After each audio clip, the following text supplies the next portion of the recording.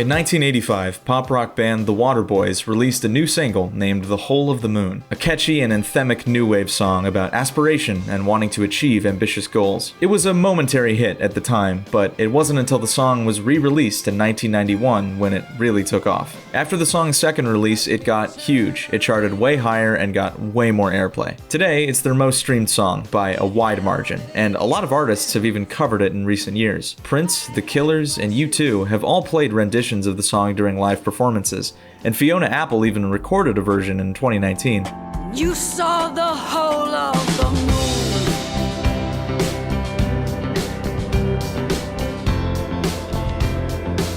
But personally, my favorite cover of the song comes from an obscure English band named Little Caesar. Their rendition is notable because, unlike all the other versions, it released in 1990, before the song's big re-release. And somehow, despite just being a cover of a sorta popular song, as well as being the only single the band had ever released, it actually managed to get on the UK singles chart.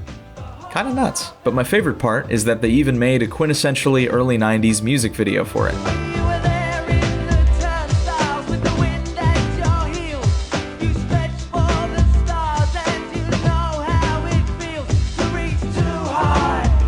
The Dr. Robotnik-looking guy in the back there is Jim Cunningham, stage name Johnny Love Muscle, which is a fantastic pitch for a human being. And then there's the vocalist, a man named Martin Noakes. Martin is a seasoned producer and songwriter. Before this, he was actually a session musician and backing band member for English pop band Redbox. He and Mr. Love Muscle have had a bit of history making songs together. Up to this point, they've mainly been writers and producers working in the industry on radio-friendly pop music. Little Caesar is just one of a couple times the two have joined forces to release a dance tune by themselves, each time doing it under a different name. They even once released a single on Rough Trade Records, of all places. It seems like the two have fun just about every time they do it, and this Martin guy especially seems really talented. He's got a cool, smooth singing voice and some real production capabilities. It's a shame not that many people know about this song. But actually, hey look, I guess someone did an interview with Martin recently on YouTube. That's cool. So what's he up to now? So my life now is really mainly conspiratorial, actually. So most of my songs now are conspiracy songs. In a way, my first big conspiracy song was my song about 9/11, about the third building that fell on 9/11, which was called Building 7. And that song has been seen millions of times.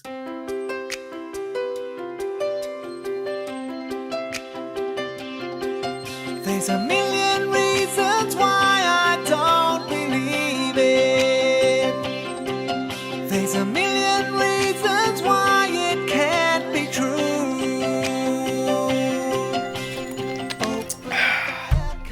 Hey folks, my name is Andy Christensen, and this is 9/11 Building 7, a song by Martin Noakes. If Martin's face or name felt at all familiar in that intro, it's because you've seen this video. 9/11, 9/11, what went down with Building 7? It's a mystery to this day. It's got 270,000 views on YouTube, and the song 40,000 streams on Spotify. It's also been used in a couple of movies, including as the end credits theme for documentary 9/11 Ripple Effect, as well as the Romanian film Sierra Nevada, which premiered at the Cannes Film Festival in 2016. Unul care își riscă viața ca să ne informeze. Cine să-l omoare pe ăsta, mă? Martin was actually even on the red carpet for the premiere. There he is. It was even on TV when Samantha Bee riffed on it during a segment of her very funny show. It's a mystery to this day. Now, I know that is so bad, but if you tune out the lyrics, it's a real panty dropper. Great job, Samantha. Real funny stuff. Anyway, personally, I found it on Twitter through an account named Catatonic Youths, which is known for posting bad music videos and for having the best bio on the website. And you know, a lot of their posts are pretty funny. Welcome to Mr. Sweet Zone. Sit back, take a fucking cat nap. You're such a bitch. I was born 13 years ago in Washington, D.C. Party till I die.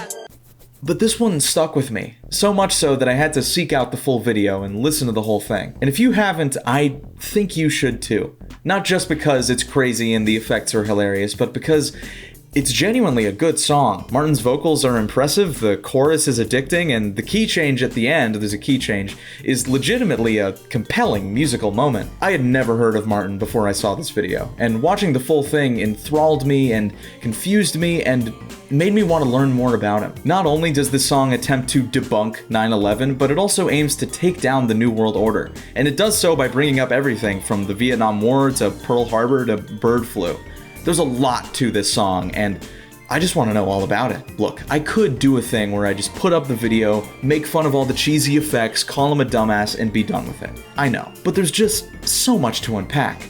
Martin put real effort into this music video.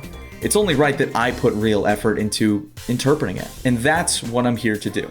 Make sense of this music video. We're gonna walk through it, and together, we're gonna break down everything Martin's talking about line by line. And remember, I'm not doing this for you, I'm not doing this for him, I'm doing this for me, okay? I need to know. I need closure on what the fuck Martin is even trying to say in this song. Let's go.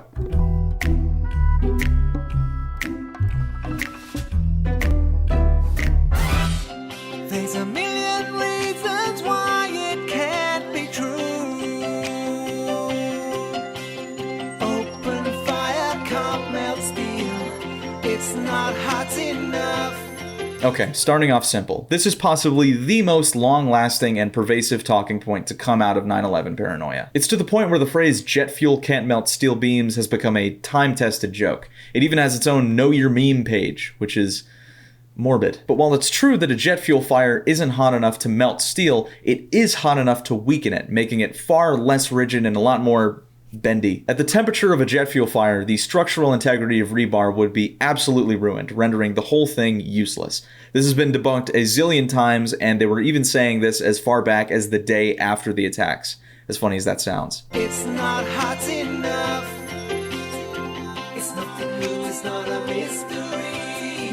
Check out the Reichstag, Germany. Okay, so the Reichstag was a parliamentary building in Germany that burned down due to an arson attack in 1933. Years later, it got rebuilt and redesigned, and I think it's still in use today. Now, when I first heard this song, I was initially really confused by this line, because I had no clue what kind of connection he was trying to draw between the World Trade Center and this old German building. But this is where I found another resource that helped me out. You see, this music video that we're watching came out in 2011, but the song was initially released in 2007 with a completely different music video that you can still find on Martin's channel. The visuals are totally different, and during the part where Martin mentions the Reichstag, he shows some images on screen that give a little more clarity. When the Reichstag was burned in 1933, the dome of the building, made from steel and glass, was consumed by a gas fire. Images of the fire and the aftermath, like the ones Martin puts up in the original video, show that the steel wire frame of the dome was pretty much intact. Martin is using this to suggest that the rebar framing of the Twin Towers wouldn't have been affected by the fires,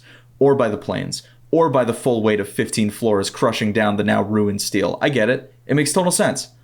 For sure. Out of 19 Muslim guys, 7 still remain alive. It's nothing new, it's not a mystery. Check out the USS Liberty. This is another series of lines that I was originally really confused about, but luckily, Martin himself had me covered. In the credits of the music video, he lists his website as 911building7.co.uk, which is an amazing domain. Going there today gets you nothing, but you can find the entire history of the site on the Wayback Machine. Navigating through an early capture from 2018 got me to this page, where the lyrics to the song are not only listed, but annotated with links. Using this, I was able to dive extra deep into some of Martin's more esoteric references, but I'm still a little confused. The USS Liberty was an American Navy ship attacked by Israeli torpedoes and aircrafts. Investigations deemed it an accident on Israel's part, but many people to this day don't buy it. Martin's annotations for these lines led to a couple of articles. One alleges that the American investigation of the USS Liberty incident was a cover-up, predetermined to deem the event an accident and vindicate Israel. Another alleges that at least 7 of the 9/11 hijackers survived after the attacks and were, I guess, being harbored or protected by the government? I think the connection Martin's trying to make here is that he perceives both the USS Liberty incident and September 11th as cover-ups, where the government are anxious to protect their interests by protecting the wrongdoers from any real consequence. I don't know. 9/11, what went down with Building 7?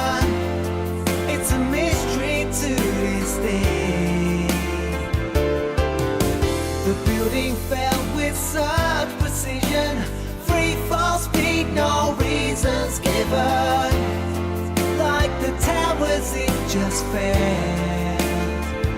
So the song's chorus and title both refer to WTC-7, a building at the site of the World Trade Center which collapsed shortly after the Twin Towers, despite not being hit by any planes. So if it wasn't hit, how did it collapse? Bombs?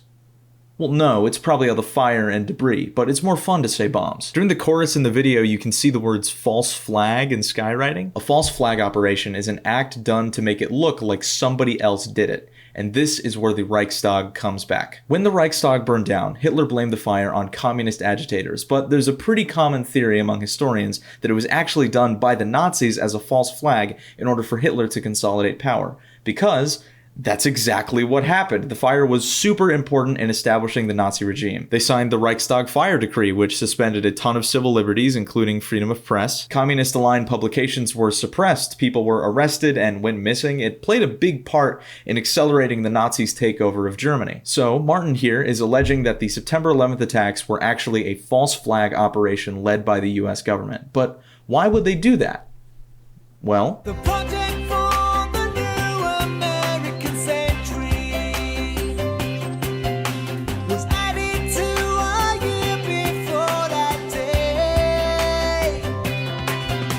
It states in order to proceed a modern day Pearl Harbor it would need. the project for the New American Century was a commission established under the Clinton administration. Later, in September of 2000, they published a report named Rebuilding America's Defenses. In that document, they restated the goals of the commission as a whole. This report proceeds from the belief that America should seek to preserve and extend its position of global leadership by maintaining the preeminence of US military forces. Also, in the year 2020, a deadly coronavirus outbreak will start a global pandemic that forces everyone into their homes.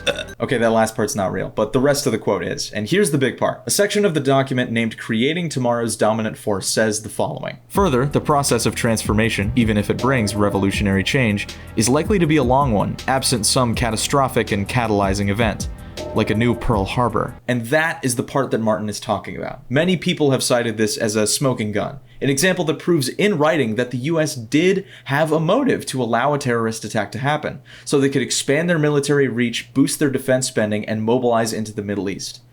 That's exactly what they did.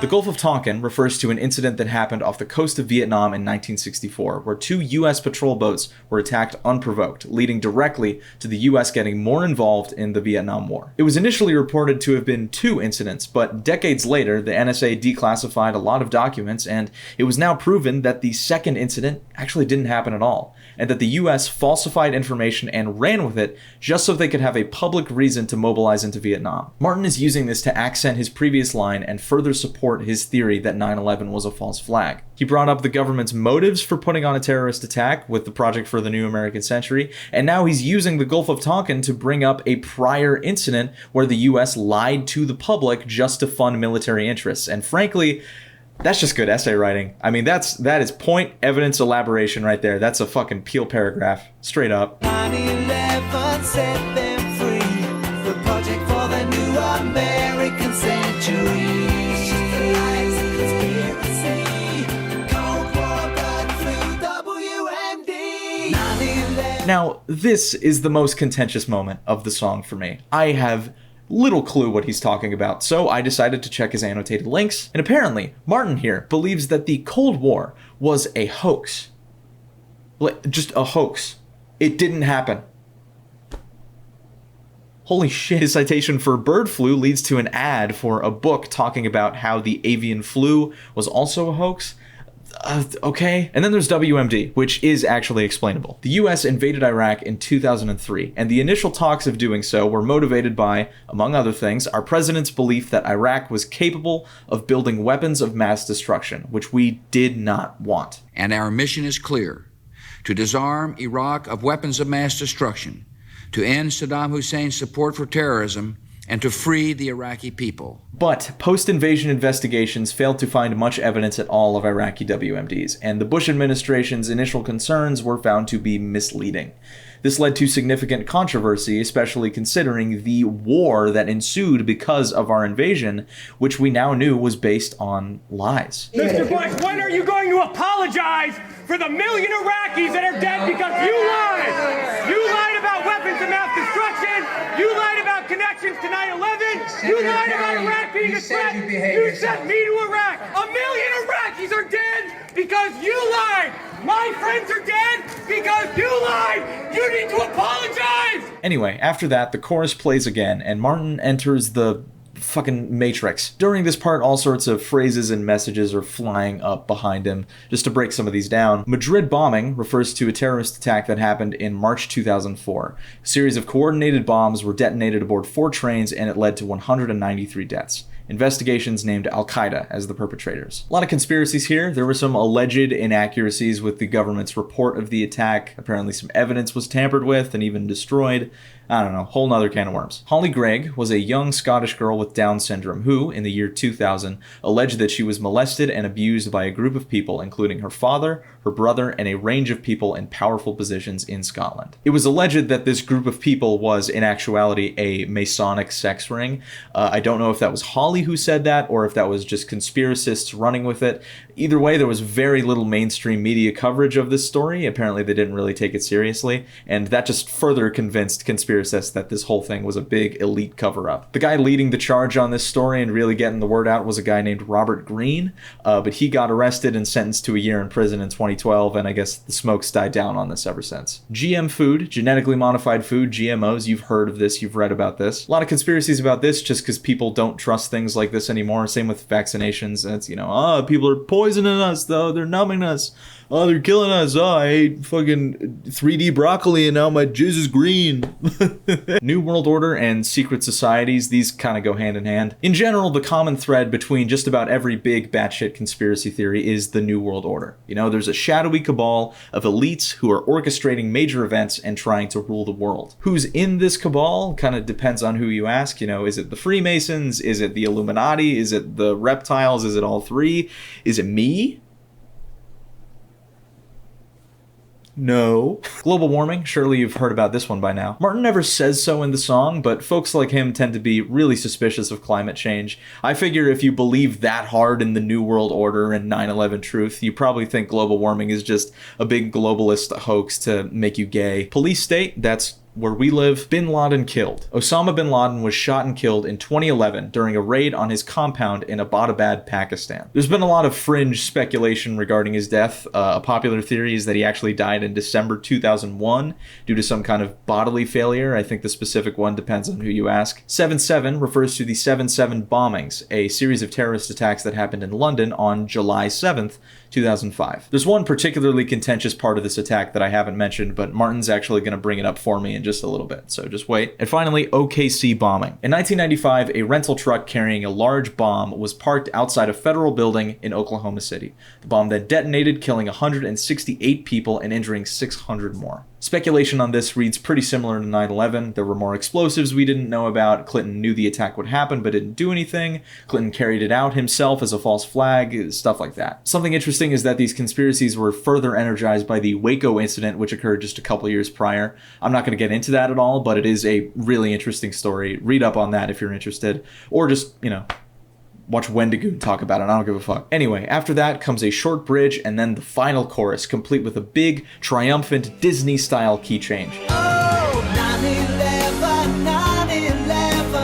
During this part, a TV in the background gives us some information. Namely that, quote, on 9/11, NORAD were conducting training exercises that actually mirrored the unprecedented events of that day. On 7/7, terror exercises were taking place at the exact same locations and times that the actual bombs went off, and that Norwegian police confirmed that they carried out a drill identical to Breivik's attack. That last quote is referring to Anders Breivik, who led a very tragic terror attack in 2011 in Norway. I couldn't really find any reliable documentation where the Norwegian police said that. The only thing I could find was an article originally written for InfoWars, which I actually found reposted on a site named Jew World Order, which looks like a really cool, friendly site that it's good to get news from. As for the other two, it's true that a number of government agencies were conducting or planning to conduct various anti-terrorist measure drills the morning of the attacks, which were interrupted when the attacks actually happened. And as for the 7/7 bombings, there is a very infamous recording from shortly after the attacks where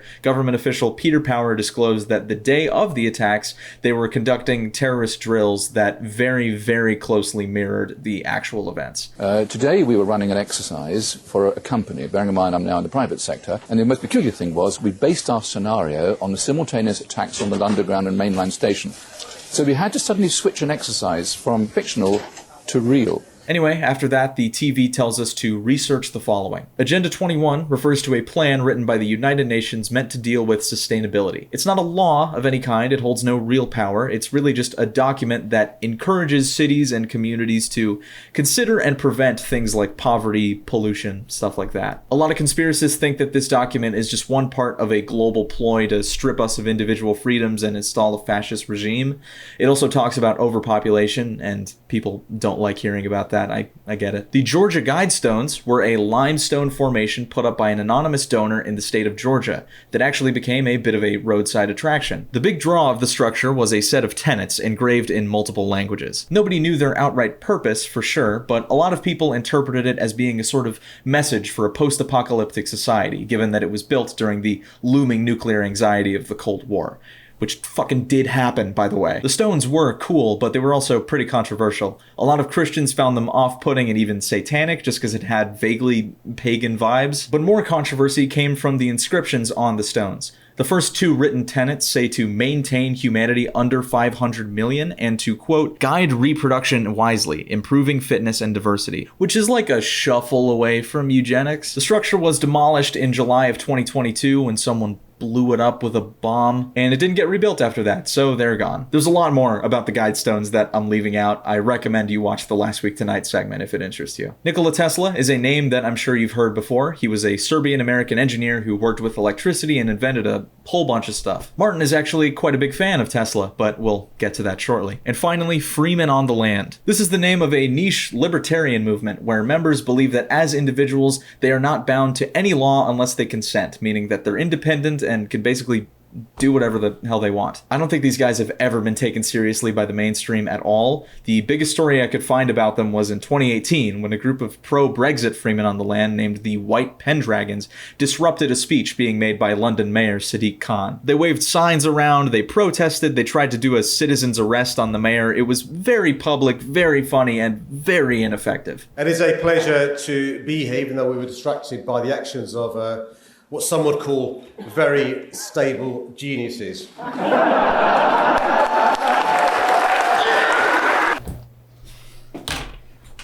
Sorry, I had to turn the light on. And that's it. That's 9/11 Building 7. So what did we learn? I don't know. To be honest, I kind of feel dumber than when we started, but the good news is that we're not done yet. Because you see, the thing about conspiracy theories is that once you believe in one, you start asking yourself about more of them. It's like quicksand. So if you know that somebody believes in one conspiracy theory, you have to consider that there's probably a lot more that they believe in as well. So I think I should inform you that Martin made a full album.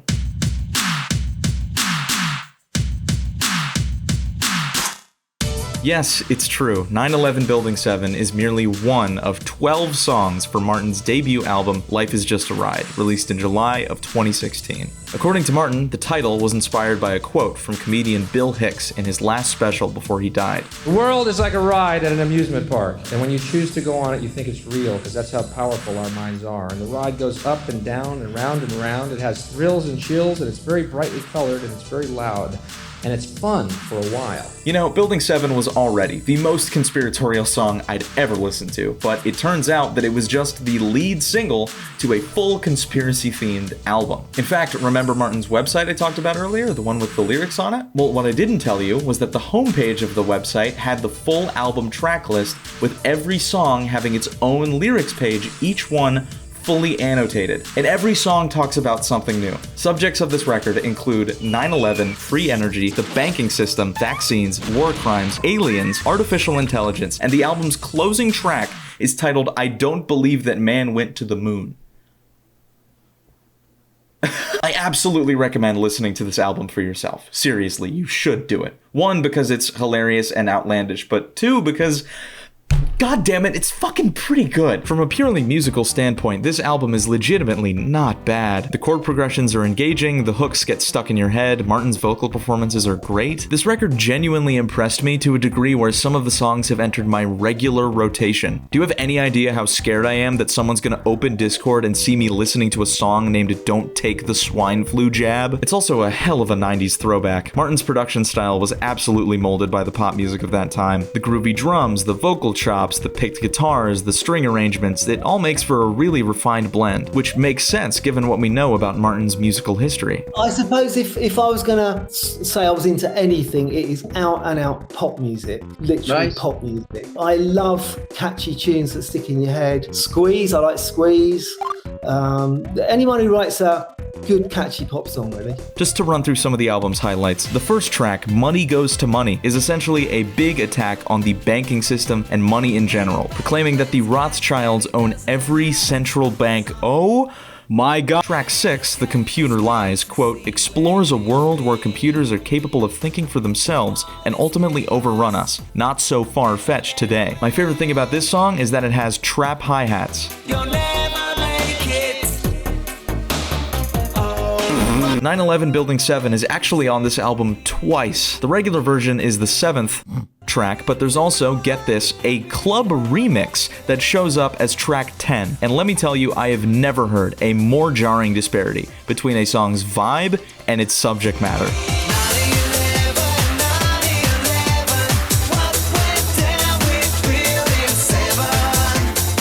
If anyone watching this is a DJ, please. Some of the songs are about specific people. The Man Who Changed the World chronicles the life of Nikola Tesla and his efforts to supply the world with free energy. The best part about this song is that it features a guest rap verse immediately followed by a sax solo. My heart's pure, I got peaceful intentions. Did you, when you did these inventions, feel the truth, seek your redemption, or steal yourself for the people's vengeance? Ho ho ho. Ballsy. There's also The Trial of Tony Blair, a song about the many war crimes and cover-ups of British politician Tony Blair, complete with, no exaggeration, one of the catchiest choruses I've ever heard. Legitimately, I love this song. I wouldn't wish for a Hollywood mansion.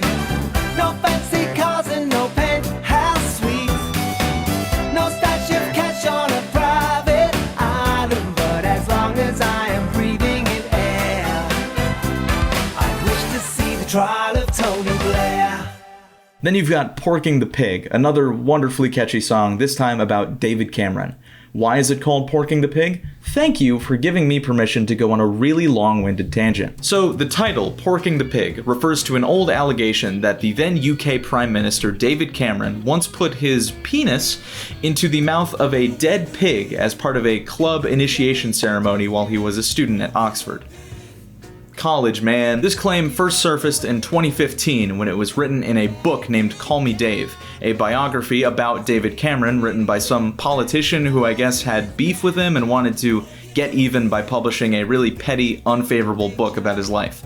And that plan, I guess, actually kind of worked because as soon as the first article came out mentioning the pig anecdote from the book, the hashtag Piggate became trending on Twitter. People ran absolutely wild. Everybody was shitposting and speculating. It was a total circus. This is just the word of a single source published in an unauthorized biography. We do not know if this is true, but please, please let it be true.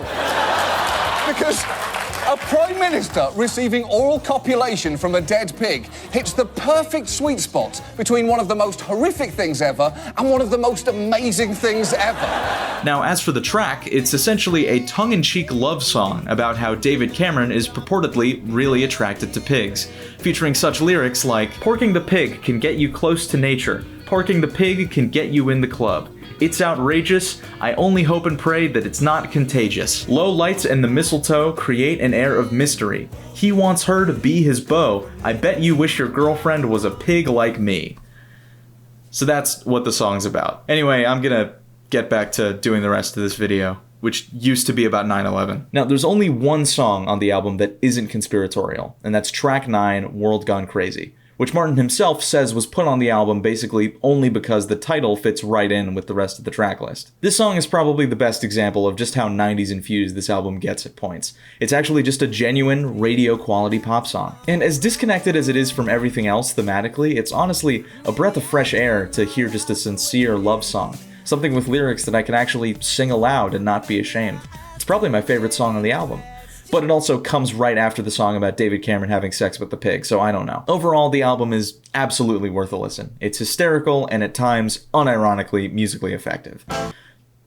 But there's one more thing about the album that I want to talk about. The song We Are Not Alone is about aliens and reptilian humanoids.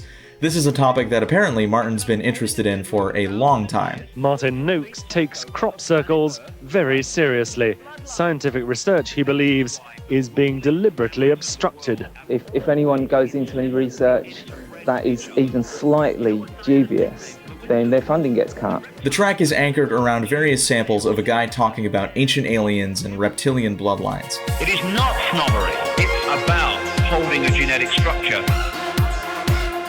The same people have been controlling the world for a very, very, very long time. This guy is one David Icke. David Icke is a name that I didn't recognize before making this video, which is why I was so surprised to find out that he's kind of really fucking huge. If you don't know, David started out as a sports broadcaster, but in 1990 he had a spiritual revelation, which led him to announce that he was the son of the Godhead, proclaiming that the end of the world was nigh. He did so on TV. The press claim that you claim to be the Son of God. Mm-hmm. Is that true? Yes, you see, the thing is that it's quite funny, really. You know, 2,000 years ago, had a guy called Jesus sat here and said these same things, you would still be laughing. It's really, really funny that we've not really moved on that much. After this, David became a complete laughingstock. In the next few years, he changed lanes and started lecturing about New Age conspiracies, the most famous of which being that there's an interdimensional race of reptile aliens who've taken over the world in plain sight.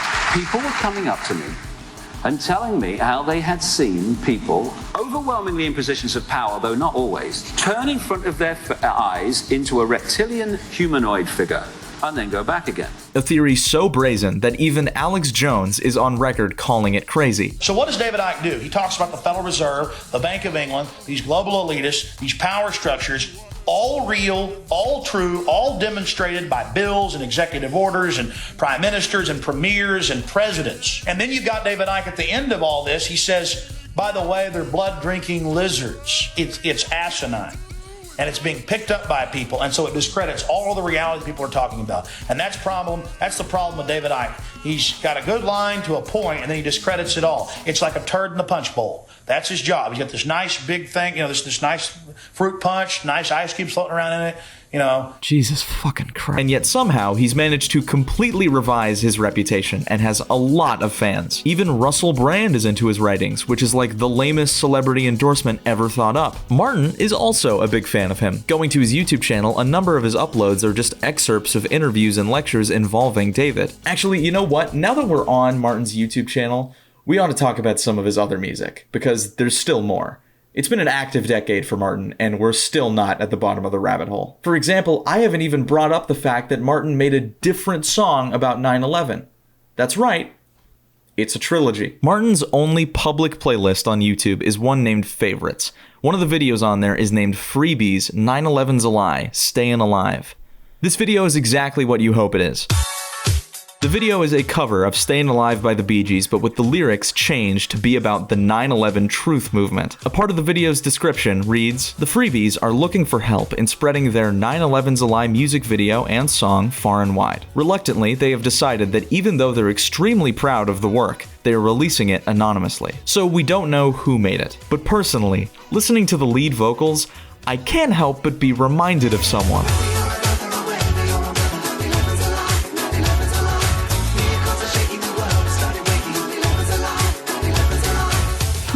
It actually gets even funnier. It's not just a parody of Stayin' Alive. During the bridge, for whatever reason, it starts interpolating Pink Floyd's Another Brick in the Wall.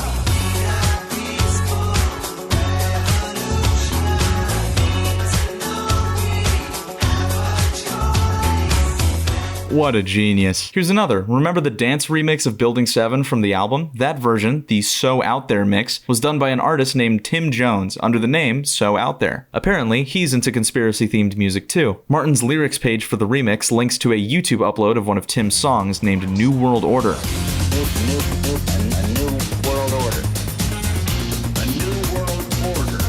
On that same channel, you can find another song named This Is Why Christmas Is Bullshit. It's a song about Christmas, but also equality and community, and serves as a musical denouncement of consumerism and the marketing scheme of the holiday season, knowing that people are starving and suffering overseas just to make the products advertised to us.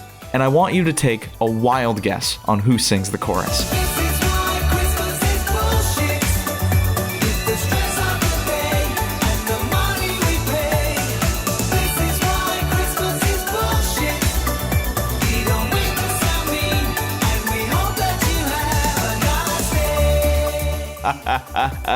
Yup, there's more. In a few of his video descriptions, Martin lists a website named songcity.co.uk. Using the Wayback Machine reveals that it was once Martin's old stomping grounds for uploading his work as a songwriter and producer. But going to the website today reveals this.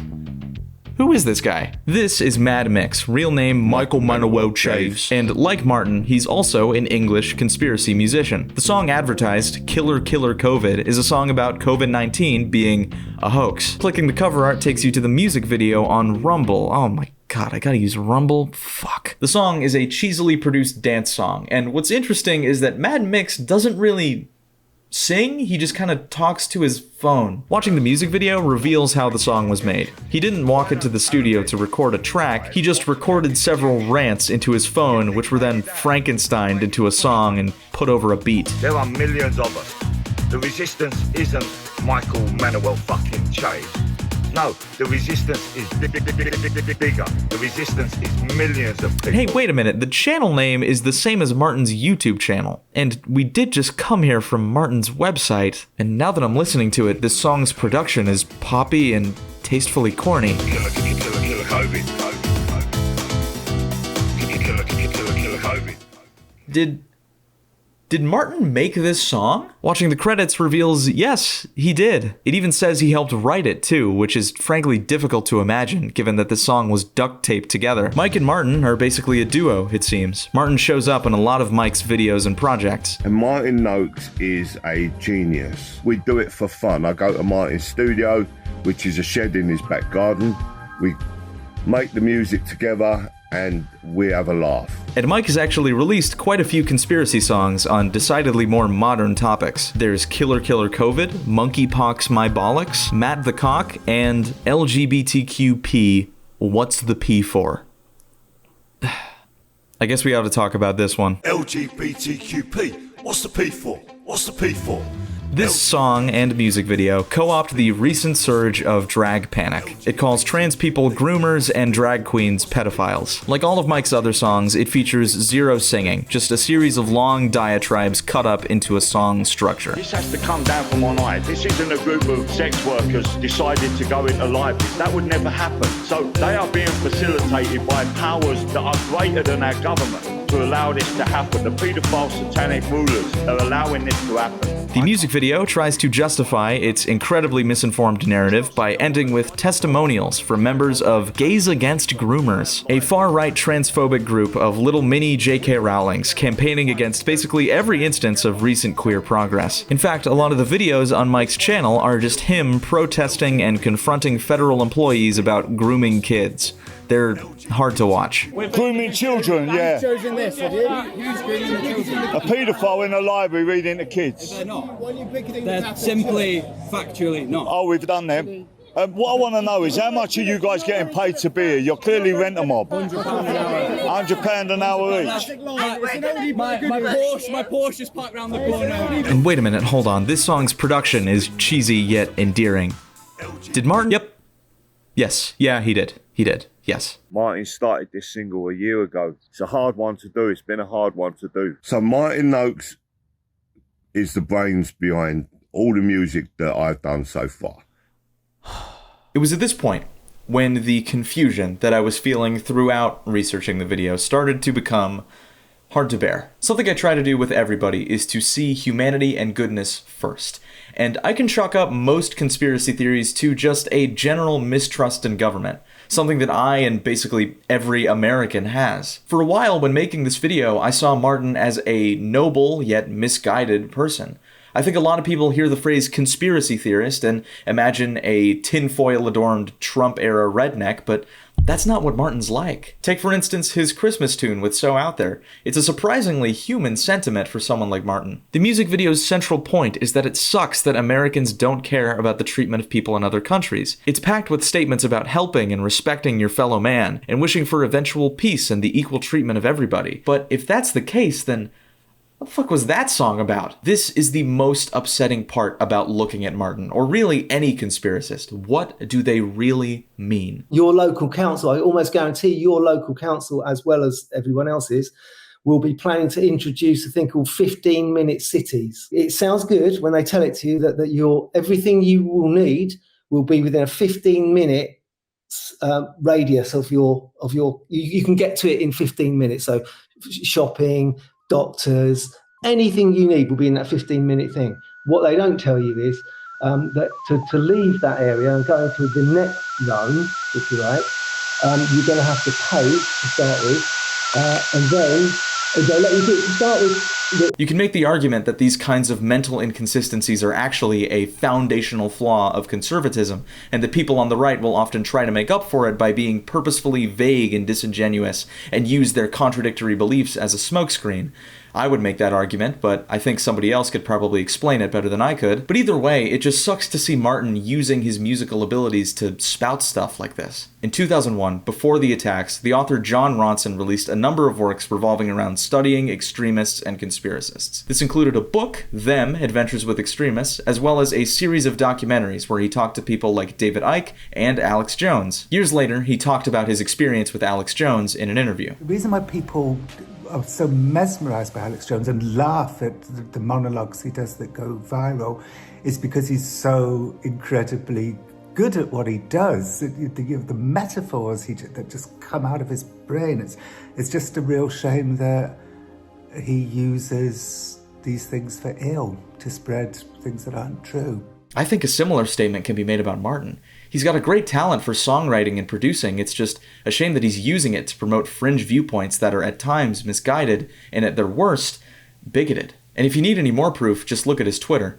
He's actually got a few different Twitter accounts, but the most active one is @Noakesy, where he spends his time retweeting bullshit and replying to randos, either spouting off about Michelle Obama being transgender or calling on Mel Gibson to expose the pedophile elite, which, yes, is the funniest thing ever. He's also often busy trying to promote his own music because he's still putting out songs. He actually released one while I was working on this video. It's another song about aliens, and it's got a music video on his new channel.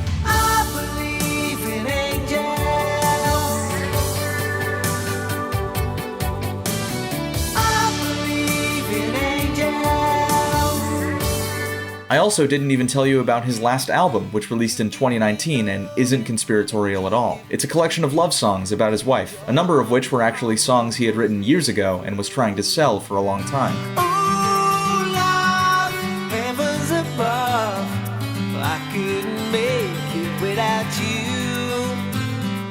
Oh, love, heavens above, but I'd rather stay down here with you. And earlier this year, he brought the whole thing full circle and re-released his version of The Whole of the Moon. So now a high-quality rendition is on streaming for everybody to enjoy.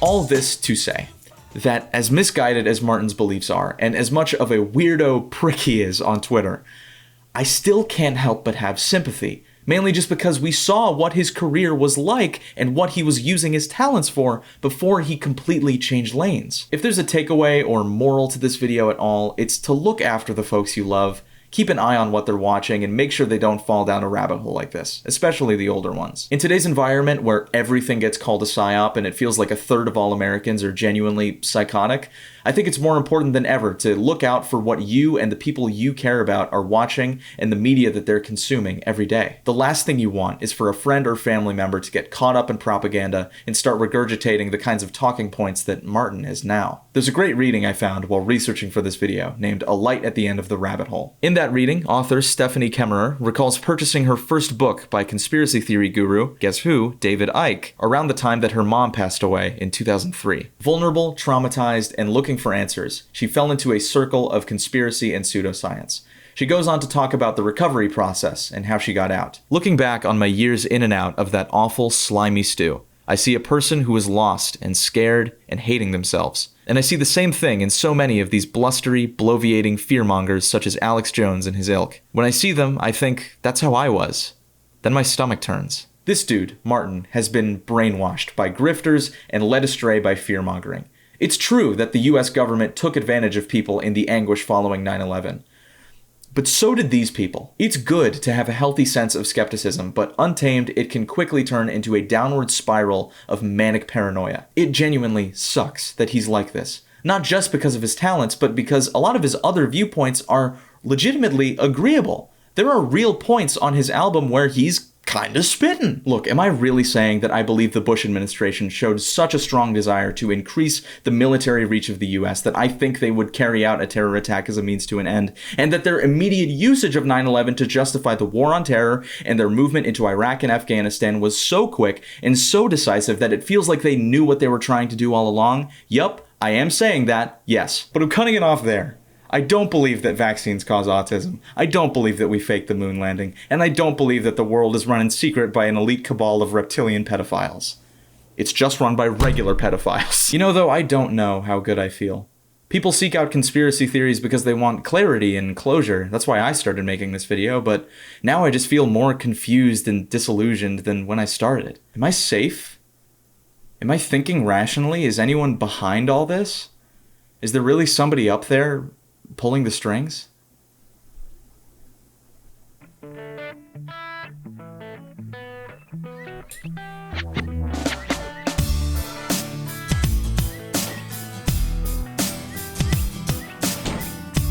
Living my life was so damn easy. Every day just like the last. Looking for that someone special. Then I found you, and you turned my world around. It's a world gone crazy. Ever since the day that I laid eyes on you, my whole world is turning inside out. It's a world gone crazy. I wouldn't change a thing even if I wanted to. Since the day that I laid eyes on you.